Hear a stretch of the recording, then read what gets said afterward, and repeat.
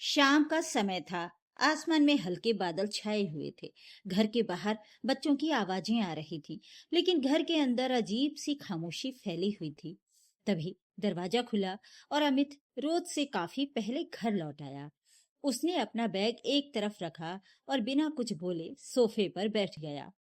उसके चेहरे पर चिंता साफ दिखाई दे रही थी। उसी समय कमरे से बाहर आती काव्या की नजर उस पर पड़ी।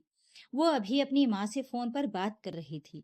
उसने जल्दी से फोन काटा और पास आकर बोली, अरे आप कब आए? मुझे आवाज भी नहीं दी। सब ठीक तो है ना? मैं कई दिनों से देख रही हूँ, आप बहुत परेशान रहते हैं।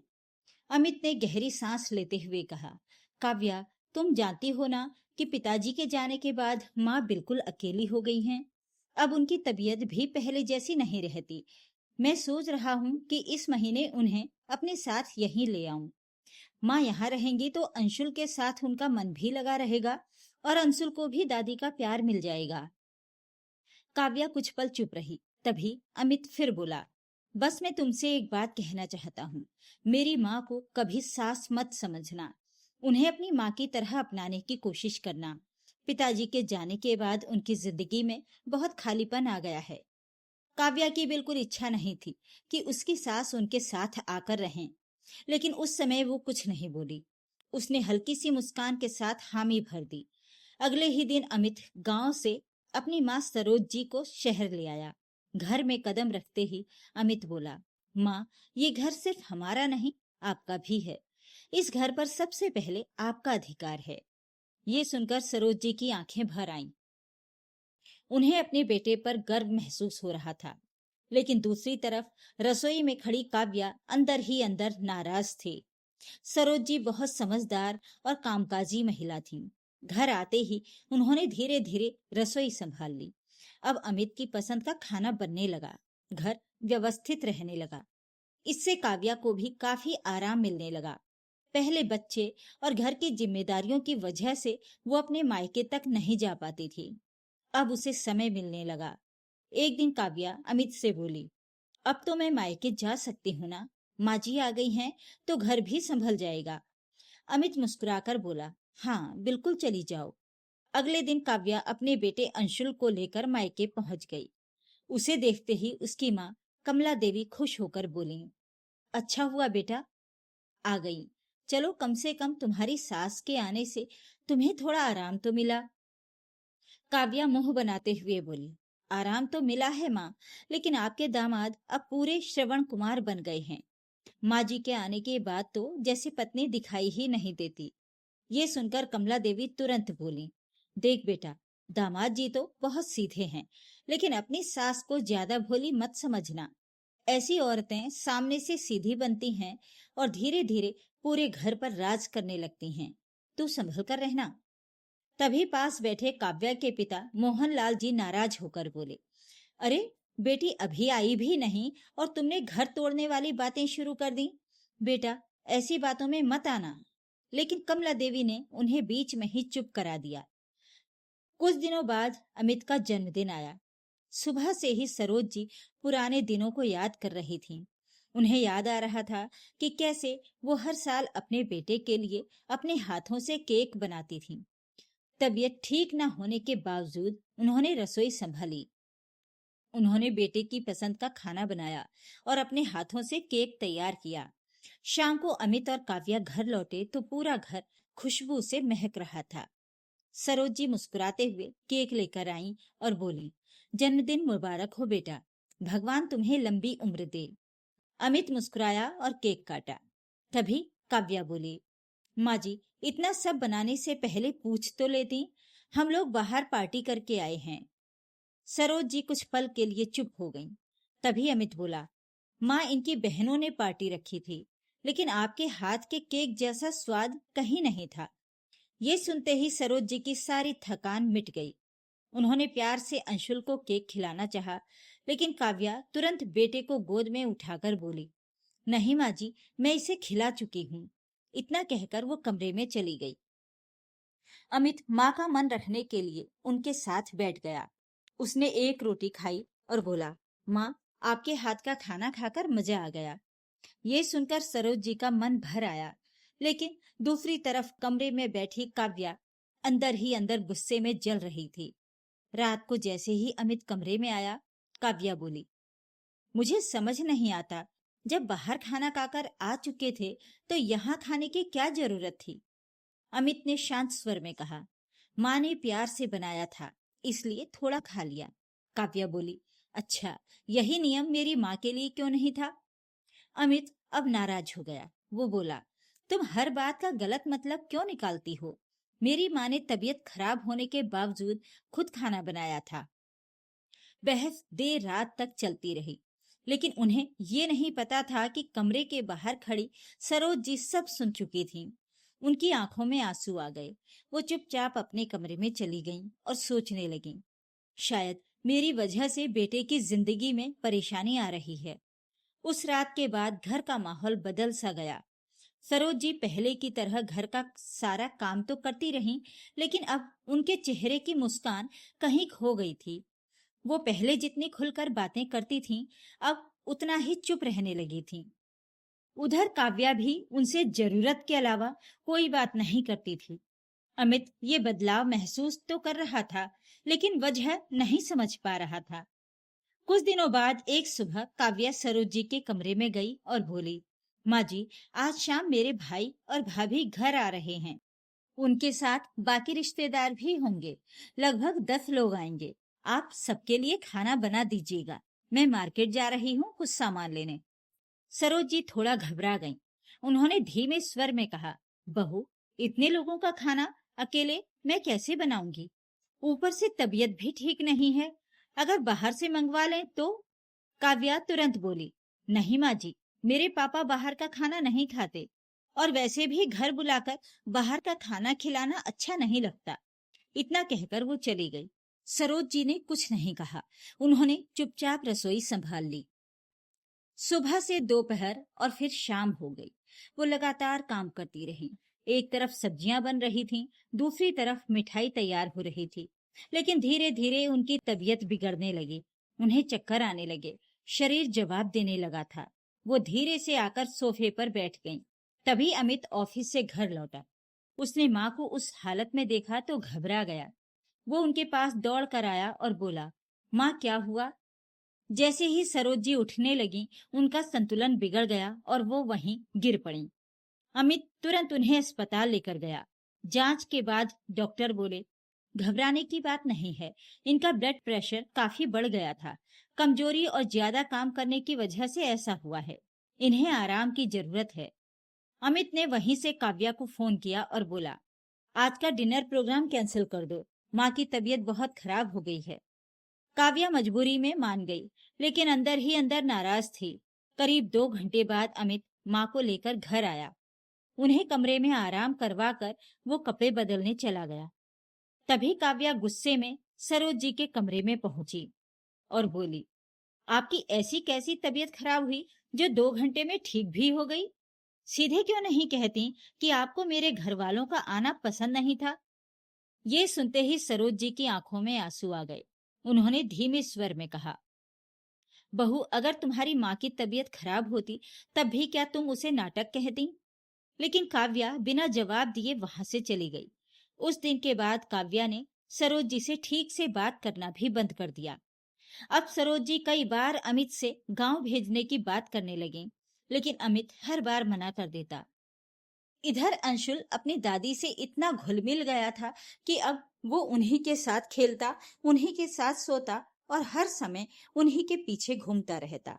बस उसी पोते के प्यार के सहारे सरोज जी अपने दिन काट रही थी।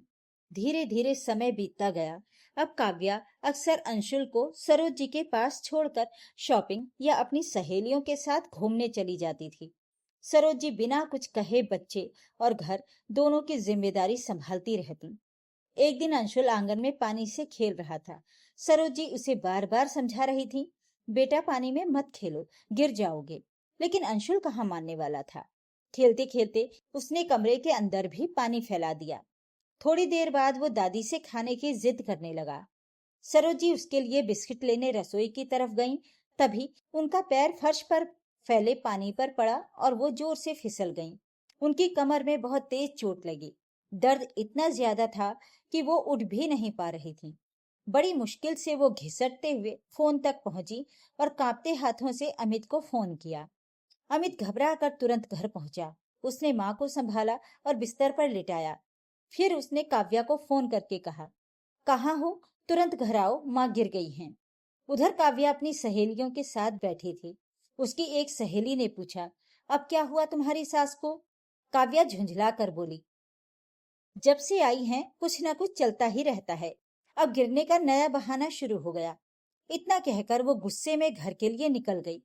घर पहुंचने के बाद अमित माँ को डॉक्टर के पास ले गया। जांच के बाद डॉक्टर बोले, कमर में चोट है, घबराने की जरूरत नहीं है, लेकिन इन्हें पूरा आराम करना होगा। घर लौटते ही अमित ने काव्या से कहा, माँ का खास ध्यान रखना होगा। मैं काम वाली रख देता हूँ, लेकिन माँ से कोई काम मत करवाना। काव्या चुप रही। अब घर में काम वाली आने लगी। सरोज जी से कोई काम नहीं कराया जाता था, लेकिन काव्या का व्यवहार अब भी उनके प्रति वैसा ही था। समय बीतने लगा। धीरे धीरे सरोज जी ठीक होने लगी, लेकिन उनके दिल पर लगी चोट अब भी वैसी ही थी। उन्हें लगने लगा था कि वो इस घर में मेहमान बनकर रह गई हैं। उधर अमित अभी भी ये नहीं समझ पाया था कि उसकी माँ के प्रति काव्या के मन में इतनी दूरी आखिर क्यों आ गई है। लेकिन बहुत जल्द उसे सच्चाई पता चलने वाली थी। कुछ ही दिनों में सरोज जी पूरी तरह ठीक हो गई, लेकिन अब वो पहले जैसी नहीं रही। वो अक्सर अमित से गांव वापस भेजने की बात करती, लेकिन अमित हर बार मुस्कुराकर कह देता, माँ, अब यही आपका घर है। अगर गांव में आपकी तबीयत खराब हो जाती तो आपका ध्यान कौन रखता? माँ बेटे का ये अपनापन देखकर काव्या के मन की चिढ़ और बढ़ जाती। अगले दिन रविवार था। काव्या को किटी पार्टी में जाना था। अंशुल उसके पास खेल रहा था। उसे लगा कि कहीं बच्चे की वजह से पार्टी खराब ना हो जाए, इसलिए उसने अपना मोबाइल अंशुल को पकड़ा दिया और वीडियो चलाकर खुद तैयार होने लगी। जल्दबाजी में वो अपना फोन वहीं छोड़कर चली गई। वीडियो देखते देखते अंशुल भी सो गया। थोड़ी देर बाद अमित कमरे में आया। उसने देखा कि अंशुल के हाथ में काव्या का फोन है। ये देखकर उसे थोड़ा आश्चर्य हुआ, क्योंकि काव्या अपना फोन किसी को छूने तक नहीं देती थी। उसने फोन उठाया और यूं ही व्हाट्सएप खोल लिया। तभी उसकी नजर कुछ वॉइस मैसेज पर पड़ी। वो मैसेज काव्या की माँ कमला देवी के थे। आवाज आई, बेटा, तेरी सास अभी तक गई नहीं। उनके रहते ना तुम हमारे पास आ पाती हो और ना हम वहां आ पाते हैं। मैं तो कहती हूँ अब उन्हें गांव भेज दो। अगर दामाद माने नहीं तो साफ कह देना कि मैं मायके चली जाऊंगी। औरत की यही बात पतियों को कमजोर कर देती है। ये सुनते ही अमित के चेहरे का रंग उड़ गया। उसने कांपते हाथों से पुराने मैसेज पढ़ने शुरू किए। हर मैसेज में उसकी माँ के लिए शिकायतें थीं। काव्या अपनी माँ से कहती थी कि सरोज जी उस पर बोझ बन गई हैं और कमला देवी उसे लगातार भड़काती रहती थी। अमित की आंखों में गुस्सा और दर्द दोनों उतर आए। उसे समझ आ गया कि उसकी माँ के साथ इतना बुरा व्यवहार क्यों हो रहा था। वो चुपचाप वहीं बैठ गया। उसी समय सरोज जी कमरे में आई। उन्होंने बेटे का उतरा हुआ चेहरा देखा तो घबरा कर बोली, क्या हुआ बेटा? अमित खुद को रोक नहीं पाया। उसने माँ को सब कुछ बता दिया। सब सुनकर सरोज जी की आंखों से आंसू बहने लगे, लेकिन फिर भी उन्होंने बेटे का हाथ पकड़कर कहा, बेटा, बहू से कुछ मत कहना। मैं तो कब से कह रही हूँ कि मुझे गांव भेज दो। मेरे जाने के बाद सब ठीक हो जाएगा। तुम्हारा घर मेरी वजह से नहीं टूटना चाहिए। तभी दरवाजा खुला और काव्या घर लौट आई। उसने सबको कमरे में देखकर पूछा, क्या हुआ? सब यहाँ क्यों बैठे हैं? अमित बिना कुछ बोले उठा और मुस्कुराते हुए उसका फोन उसके हाथ में पकड़ा दिया। एक पल के लिए काव्या घबरा गई। उसे लगा शायद सब कुछ सामने आ गया है, लेकिन अमित कुछ बोले बिना वहां से चला गया। काव्या ने राहत की सांस ली। उसे नहीं पता था कि अगली सुबह उसकी जिंदगी बदलने वाली थी। अगली सुबह अमित बिल्कुल सामान्य तरीके से तैयार हुआ। फिर उसने कहा, काव्या, चलो तुम्हारे मायके चलते हैं। ये सुनते ही काव्या खुश हो गई। उसे लगा कि शायद कल वाली बात सिर्फ उसका वहम थी। उसने जल्दी से अंशुल को तैयार किया और बिना कुछ पूछे अमित के साथ चल दी। कुछ देर बाद दोनों काव्या के मायके पहुंच गए। अचानक बेटी दामाद को देखकर मोहनलाल जी खुश हो गए। वो मुस्कुराते हुए बोले, अरे वाह, आज तो दामाद बाबू ने सरप्राइज दे दिया। आइए बैठिए। लेकिन अमित का चेहरा बिल्कुल शांत था। वो धीमे मगर सख्त स्वर में बोला, नहीं, मैं यहाँ बैठने नहीं आया। मैं तो आपकी अमानत आपको लौटाने आया हूँ। ये सुनते ही कमरे में सन्नाटा छा गया। काव्या गुस्से में बोली, ये कैसी बातें कर रहे हो? तभी मोहनलाल जी बोले, बेटा साफ साफ बताओ बात क्या है। अमित ने गंभीर आवाज में कहा, बेहतर होगा कि आप ये बात अपनी पत्नी और बेटी से पूछिए, क्योंकि अब मेरे घर में आपकी बेटी के लिए जगह नहीं है। ये सुनते ही कमला देवी भड़क गईं। वो बोली, दामाद जी, जब से आपकी माँ आई है तब से आप बदल गए हैं। अब अमित खुद को रोक नहीं पाया। वो बोला, परेशानी मेरी माँ नहीं, आप हैं, जो यहाँ बैठकर मेरी गृहस्थी चलाना चाहती हैं। कमला देवी चुप हो गईं। उन्हें समझ आ गया कि सच्चाई सामने आ चुकी है। लेकिन काव्या अब भी बोली, तुम्हारी हिम्मत कैसे हुई मेरी माँ से इस तरह बात करने की? अमित ने तुरंत जवाब दिया, क्यों, तुम मेरी माँ के साथ गलत व्यवहार कर सकती हो और मैं सवाल भी ना पूछूं? काव्या बोली, मैंने क्या गलत किया? अमित ने कहा, सच जानना है तो अपना फोन निकालो और अपने माता पिता के सामने सब पढ़कर सुनाओ। काव्या के हाथ कांपने लगे। मोहनलाल जी ने सख्त आवाज में कहा, फोन दो।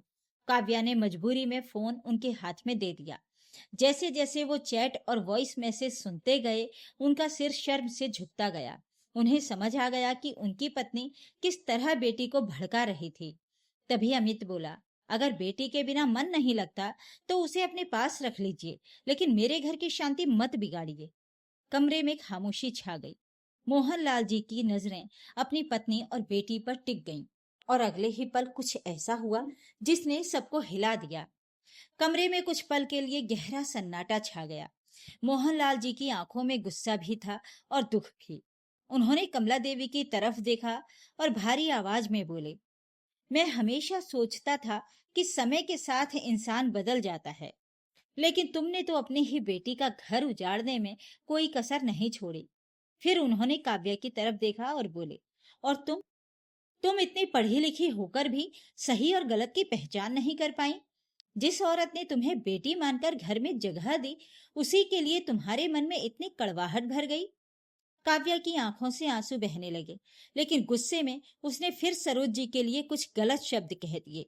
ये सुनते ही अमित का धैर्य टूट गया। वो दर्द भरी आवाज में बोला, बस काव्या, बहुत हो गया। मैंने हर बार तुम्हारी बात सुनी, तुम्हारे परिवार का सम्मान किया, लेकिन मेरी माँ ने तुम्हारा क्या बिगाड़ा था? उन्होंने तुम्हें बेटी माना, तुम्हारे बच्चे को संभाला, तुम्हारा घर संभाला, फिर भी तुमने उन्हें बोझ समझा। काव्या सिर झुकाकर रोने लगी।